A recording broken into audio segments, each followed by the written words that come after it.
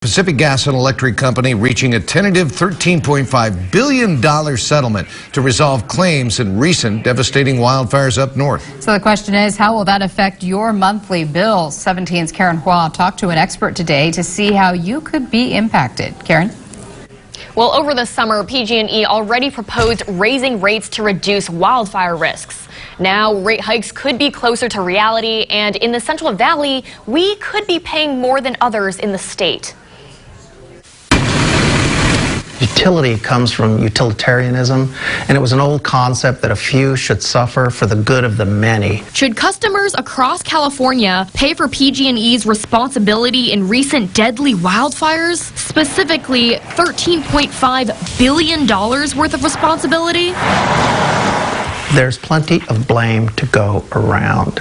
PG&E is the easiest one to point the finger at because their wires go to every one of our houses.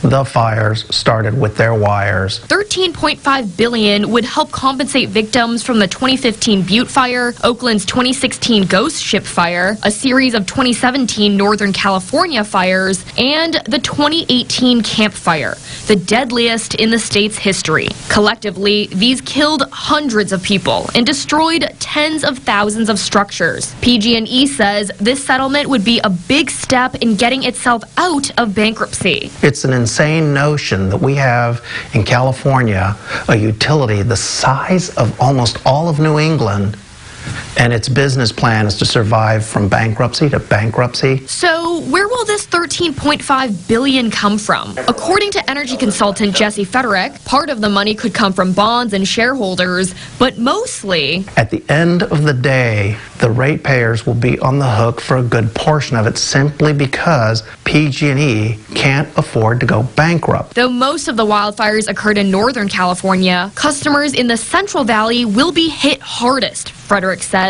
Our climate is so hot here that we end up paying more in terms of the amount of electricity that we use. In a statement, PG&E CEO Bill Johnson said in part, quote, "We share the state's focus on helping mitigate the risk of future wildfires, and we will continue to do everything we can to help reduce those risks across our system." Now, all of PG&E's bankruptcy reorganization plans have to be complete by June of next year. This $13.5 billion settlement still needs to be approved by a court. I'm Karen Hua, 17 News.